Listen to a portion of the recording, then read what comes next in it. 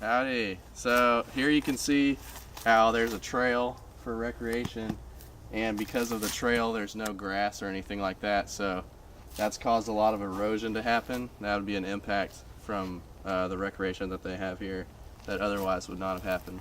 Howdy. Right here we have a thing that's very beneficial for recreation. It shows you where you are. Like we're right here in the trail. If you want to deviate, go a different path, which can help you get where you need to go. And if you're really tired and want to take a shorter path or you need to go back, you can do that. Also, it does provide a shade as a stopping point to rest. All right, so here is a great place to have some peaceful tranquility, like our friend Patrick over here. It offers a place to get away from all the noise and troubles that you have back in the city.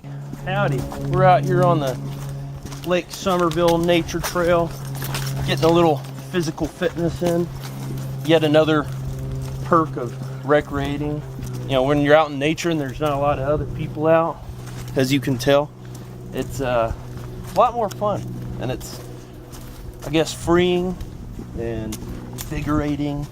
So, kind of wanted to show some of the negative impacts that, you know, recreation has on natural areas. Obviously, this is no longer a natural area, so you can see there's camping plots with campers. There's a little theater, outdoor theater. There's shelters. There's picnic, facilities, and then you have boaters. Well, you know, it's all good and fun, but the problem with boats is you're leaking fuel on the, you know, maybe you're not leaking it, but you're still putting out that emissions, if you will, into the lake. You know, people drinking beer on the lake, throwing their cans, littering.